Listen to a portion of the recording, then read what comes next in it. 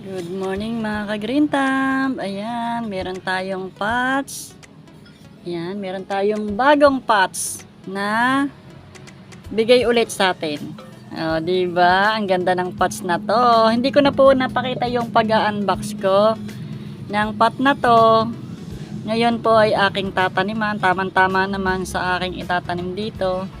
Itong bigay ni Sis Donna na na cactus. Ayan na. Malaking cactus.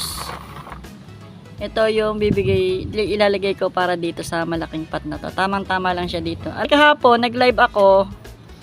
Ayun, nag-unbox ako sa live ko. Kaya ito yung laman nung na-unbox ko kahapon. Magagandang paso. Yan po ang bigay ni Pat Mama. Ito yung yan, bigay ni Sis Rolly. Dito ko siya lalagay.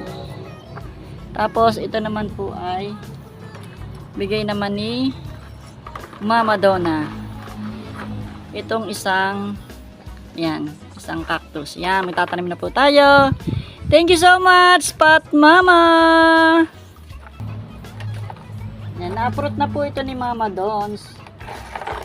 Yung ating cactus na malaki. Malaking malaki. Asan yung ating ating brush. At lilinisin ko lang itong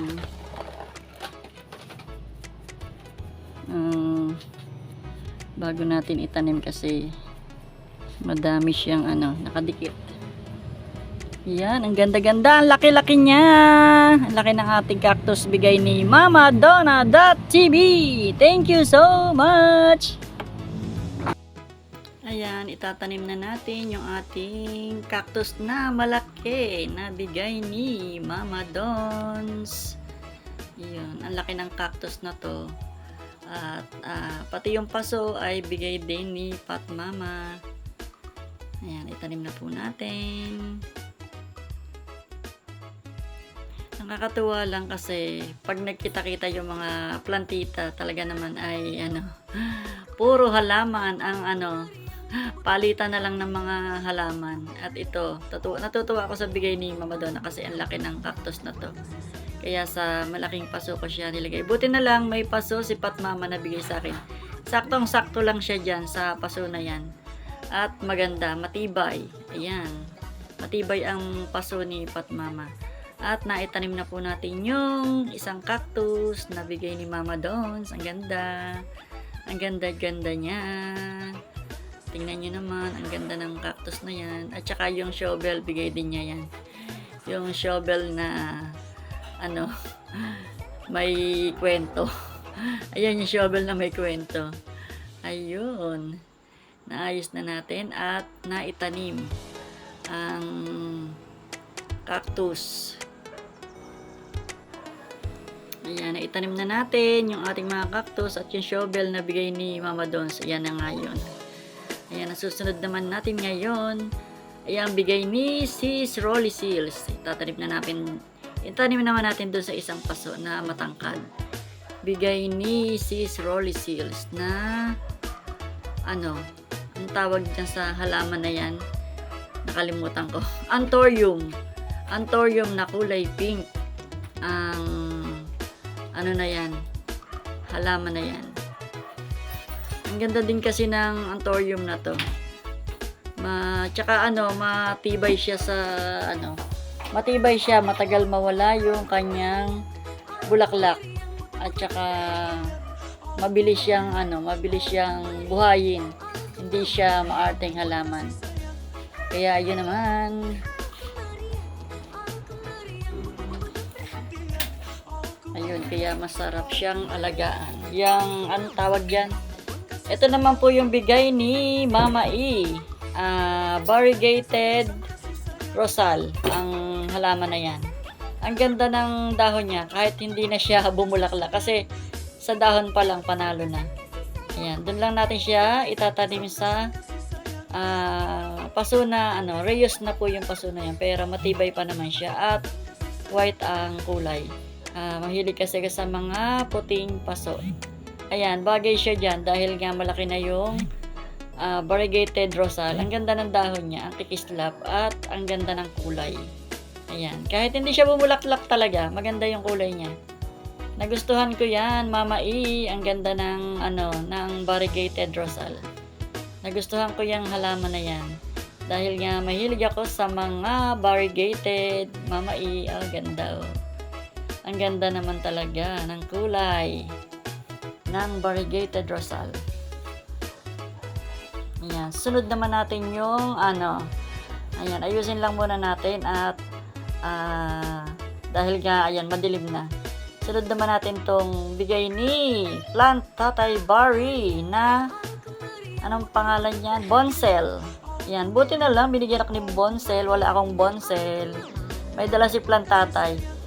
Maliit lang sana yung, yung bibigay niya sa akin. Maliit lang. Pero, nakita ko yung, yung malaki. Sabi niya, sige, sa'yo na lang. Meron naman si Sis Rolly niyan. Kaya, ayun, kinuha ko na din. Kinuha ko na din yung, ayan, yung Bonsel na yan. Ay, di ngayon, meron na ako. Meron kasing bibigay sa akin si Mama Donna na, Bonsel. Nakalimutan lang niya ibigay. At ayan, mga paso na yan na maliliit. Galing naman yan sa aking kapatid. Ayun, dahil nga, marami tayong maliliit na itatanim. Hindi naman kasi nila nagagamit yung mga paso na yun. Kaya, ibinigay na sa akin. Ayun, yung mga maliliit na mga ito, yung mga kanina-kanina galing. Ayan, kay Sis Weng yata galing yung iba na yan. Dahil nga, nagka-anuhan na hindi na magkaintindihan sa pagkuha ng mga cactus at maliliit na Kinuha ko na yung mga, ayan, hindi ko rin alam kung saan galing yon. Parang, sombrero ng clown. At saka yung, ayan, bigay ni Sis Dons. Ayan, si Coral cactus ba yan? Tawag dyan. Tsaka yung isa naman na cactus, bigay naman yun ni Sis Weng. Yung cactus na walang tinik. At ito naman, yung mga nabali na mga halaman ko na, anong pangalan niya? Luella. Crested Luella. Ayan, sasabay na rin natin itanim. Kasi nga, nagtatanim na din. Kaya, itatanim na rin natin yan lahat na yan. Madami kasing naputol na mga succulent na sinira ng mga pusang gala. Ayun. Merong itong campfire at saka Luella, Crested Luella. Ayan, sasabay na rin natin silang i-repat. Pati yung isang cactus na yan nalaglag. Kaya i-repat na din natin. Ang ganda pa naman at may baby na siya. Ayun, ang dami pa nating itatanim na maliliit na mga ayan nga pala yung bigay ni Mama Dons na mga pots na maliliit, mga mini pots. Ayan, dyan natin siya ilalagay. Ayun, naghahanap tayo ng maganda-gandang sukat ng, ayan, bigay ni Sis Weng ang cactus na yan. Makinis na cactus na walang tinik. May tinik siya, madalang lang, pero hindi naman nakakasakit. Nakakasakit hawakan, pero hindi naman siya. Kita mo naman kung ano yung hahawakan mo. At madalang naman yung tinik niya. Ayun, una nating itatanim yung bigay ni Sis Weng na cactus. Yan yung bigay ni Sis Weng na cactus. Yung maliliit naman na cactus, bigay naman ni Plant Tatay. Yan, di ko na alam kung kani-kanino nang galing yung maliliit na yon. Pero itong hawak ko, ayan, kay Sis Weng yan galing. Dahil pinakita na niya sa akin yan bago pa kami nagkita. Pinakita na niya sa kanyang LS. Ayun, ang ganda. Ang laki ng ganyan ni Sis Donna. Ayun, nagkaroon na rin ako niyan. Yun lang talagang Lopoporo ang wala ako. Wala daw makitang Lopoporo, kaya yan na lang kinuha niya. Wala din naman siyang tinik. Kaya lang, hindi siya bilog-bilog na para din siyang gymno na wala lang siyang tinik. Ang ganda naman, kahit naman ayan, nagustuhan ko din naman yan, Sis Weng. Nagustuhan ko yung iyong bigay sa akin. Pati yung mga maliliit na ibang binigay mo sa akin, merong Sansevieria, merong para siyang dahon ng pinya. Aloe ba yon, or hindi ko alam kung anong variety noon. Para siyang, hindi naman siya aloe kasi nga para siyang dahon ng pinya. Ayun, meron pang isa natanggal. Ayan, napapansin nyo, may paso yung kamay ko. Yung pasong yan ay nakuha ko sa pagluluto ng tulingan. Napasok ako sa uling. Kaya yan, ayan, natanim ko na si Sweng, ang ganda. At yun namang maliliit. Maliliit naman na ano, ayan, yung Sansevieria. Galing din yan guys, si Sweng. Ang ganda din ng Sansevieria na yan, oh. Maliit lang siya. Maliit lang siya, pero maganda. Gusto ko kasi din yung mga Sansevieria, mga klase ng Sansevieria na ano, gustong-gusto ko din yan. Ayun, ang ganda niya. Ang ganda ng mga ano, snake plant na maliliit, mga cute na snake plant. Ayan, ganda din naman yan, katulad nung binili ko na bonsel. Ayan, gusto ko rin yung bonsel na yun. Mini bonsel pala. Ayan, ang ganda niya. Ang ganda ng ano niya. Hanay ng dahon. Ayan naman yung mga pots na bigay ni Mama Dons, maliliit. Ayan, diyan ko lagay itong isang nilaglag ng pusa. Napasabay lang, pero dito yan talaga sa akin. Napasabay lang sa pagtatanim. Kasi nga, nilaglag siya ng pusa. Buti hindi natanggal yung baby. May baby siyang maliit. Buti hindi na naman natanggal. Ayun, maganda naman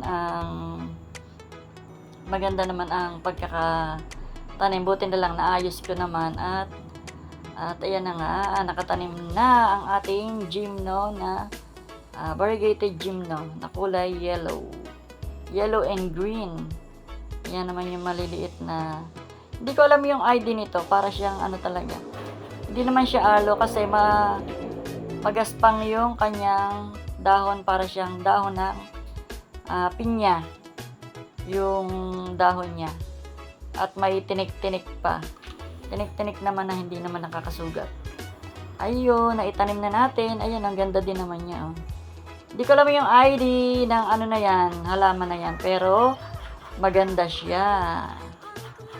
Ayun. Ang dami nating tinanim na mga maliliit. Marami ding mga cactus na galing kay Plantatay. Ayan, nilagyan po natin ng cinnamon powder. Ayan, kay Plantatay yata yan galing, yung mga maliliit na cactus. Hindi ko na po alam kung kanino sila nanggaling. Kasi nga, nagkagulo-gulo na kami sa pag kanya-kanyang bigay ng mga halaman at kanya-kanyang pulot. Kung saan nanggaling, kung kanino galing, hindi na namin alam. Basta walang nilalagay ko na sa bag ko. Nilalagay ko na sa aking plastic bag. Ayun, ang ganda din niya. Ang ganda din ng cactus na yon. Ayun pa, meron pang isang malambot na cactus na parang ayun naman, galing din yan kay Siswing. Ayan, ganda niyan. Ayan, parang variety ng aloe. Variety ng aloe itong bigay ni Siswing na yan. Ayun. Ang ganda. Ang gaganda nila.